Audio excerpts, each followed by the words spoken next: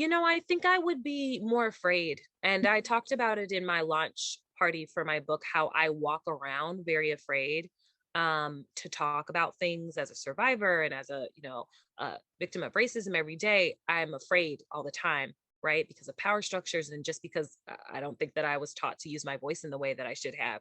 And I think without her, I would not have felt free to speak up about injustices. I think she gave me, as you said, the permission slip that I was always looking for. I think she gave me that permission that I needed, that I don't have to walk around afraid. And it doesn't mean that I am always fighting battles. Claudia talks a lot about picking your battles and fighting them in the way that will leave people most impacted. And she says a quote about like being able to sit across the table with other people that aren't like you and not feeling like you're always on guard. And I think she helped me lower that guard and not be afraid.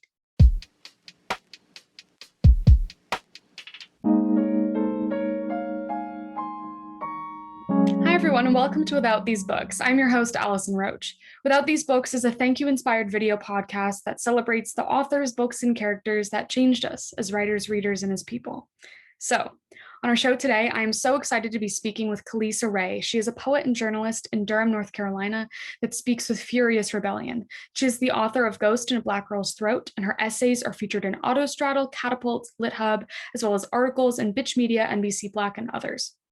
Her poetry appears in Frontier Poetry, The Florida Review, Rust and Moth, PANK, Hellebore, Sundog Lit, HOBART, among countless others. She is the winner of the Bright Wings Poetry Contest, the Furious Flower Gwendolyn Brooks Poetry Prize, and the White Stag Publishing Contest, among other prizes. Currently, she serves as the assistant editor for Glass Poetry and founder of Think and Ink and Women Speak. Her second collection, Unlearning Eden, is forthcoming from White Stag Publishing January 2022.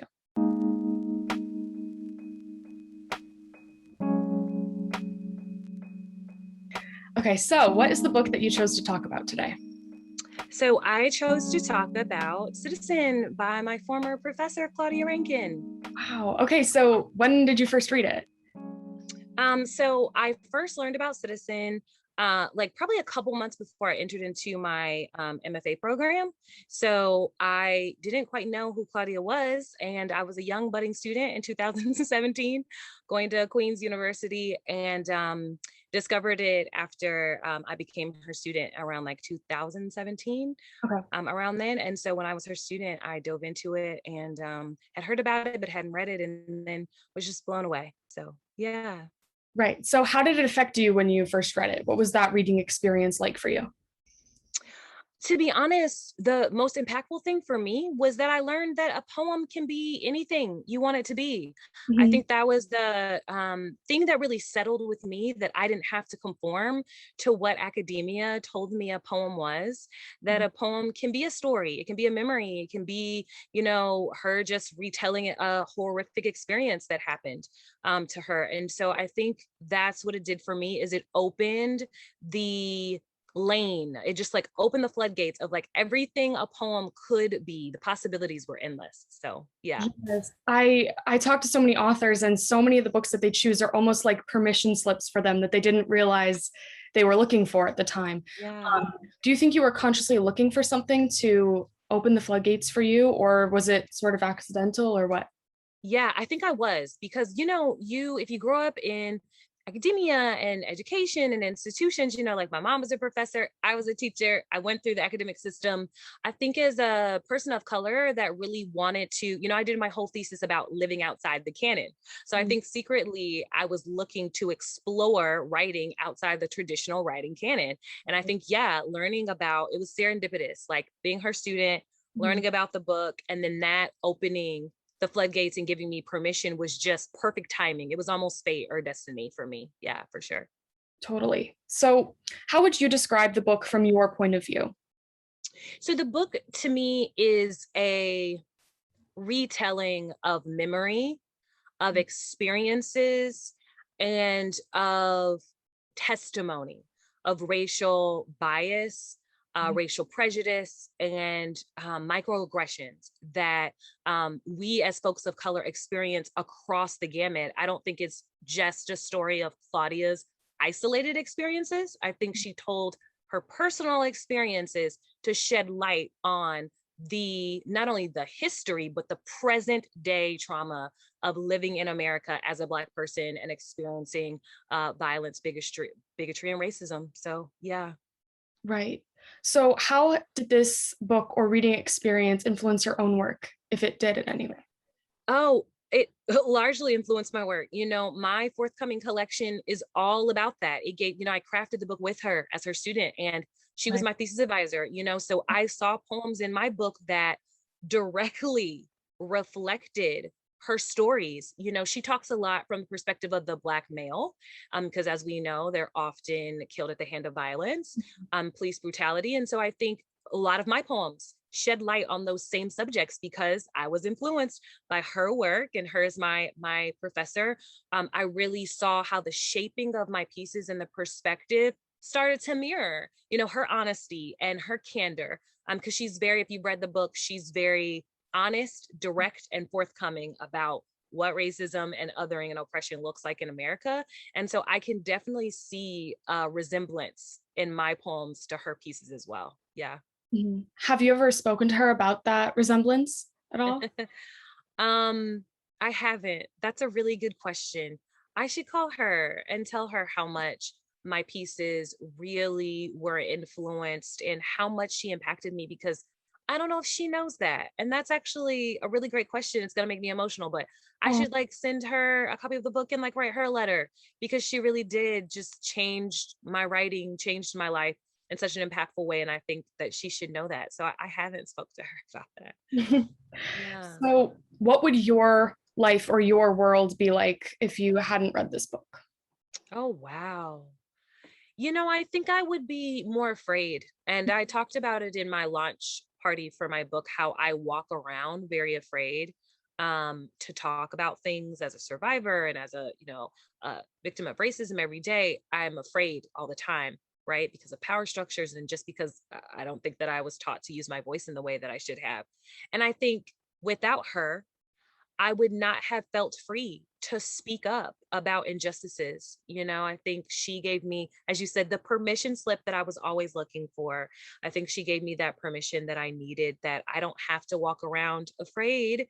And it doesn't mean that I am always fighting battles. Claudia talks a lot about picking your battles and fighting them in the way that will leave people most impacted. And she says a quote about being able to sit across the table with other people that aren't like you and not feeling like you're always on guard. And I Right. think she helped me lower that guard and not be afraid. Yeah. Wow. That's amazing. Um, are there any other books or writers who have influenced you to this extent? Yeah, I think my book is placed in the geographical southern region. Mhm. And so Toni Morrison really impacted me. I think secretly all her books speak to things that I've dealt with at some time. My book talks a lot about the same images and themes in Beloved, generational curses, the history of Mhm. violence against girls and women, the Black community and the silencing of trauma, mental health, and ghosts. Beloved, all her books are about ghosts, right? So I think she's the first person that gave me permission and explored, as a young girl reading Toni Morrison, she explored ancestral ghosts, but also ghosts that are not so friendly, and so I talk a lot about that in my book. Honoring the ghosts that are there for me and kind of exercising the ones that aren't. And so I think Beloved and The Bluest Eye and Sula, all of those really influenced my work to talk about the South, especially as someone who's not from the South. So yeah. Right. Now, were you interested in that idea of those ancestral ghosts before you had read Toni Morrison's work, or was it really No. no? Oh, wow. No, what's interesting is I got the title Ghost in a Black Girl's Throat Mhm. from a random prompt of being a student in New York at the Poets House. I was a resident. I awarded the opportunity to be in the residency there, and I was studying with Safia Helio, who later became the editor for my book. And Mhm. I was with this famous poet, and I was like, oh my gosh. And she was like, okay, today's prompt is go find a book with 7 random words in it. Do you know those words that came to me in the book were ghost, throat, I think like spirit, ancestor. It was like all of the words that I needed.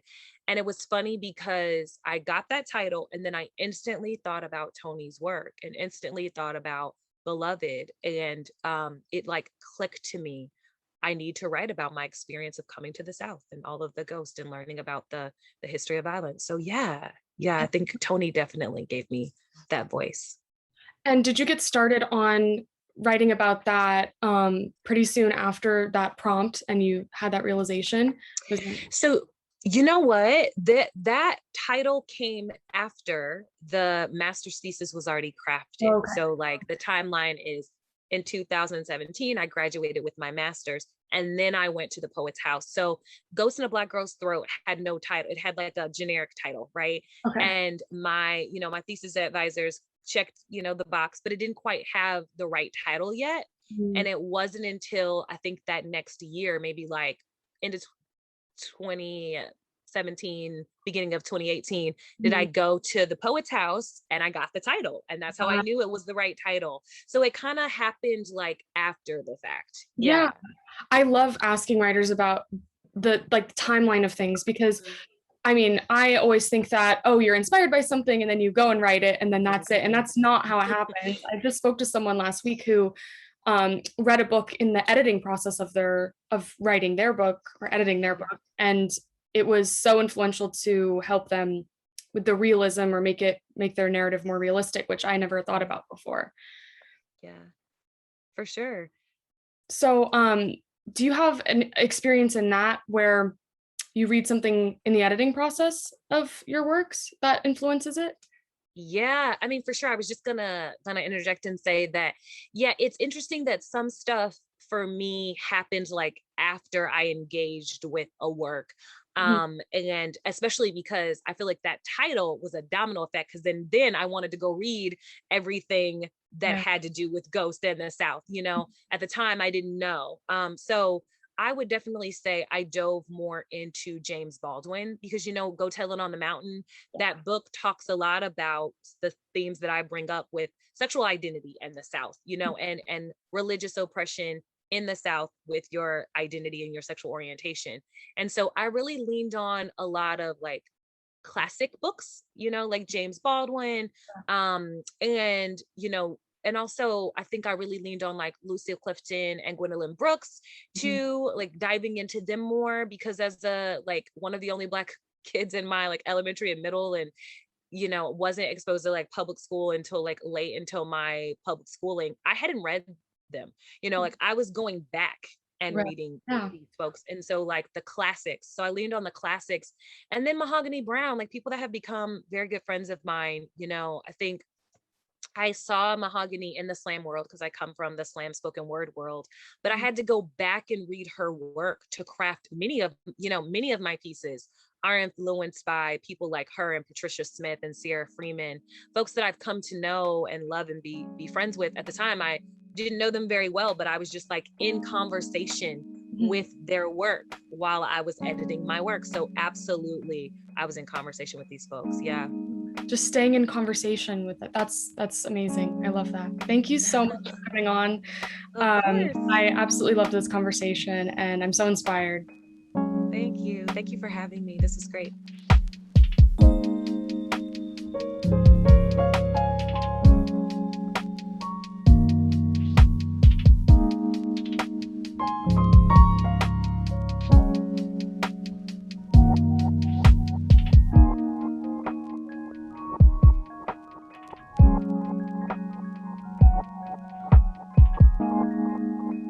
Join the conversation at withoutbooks.com.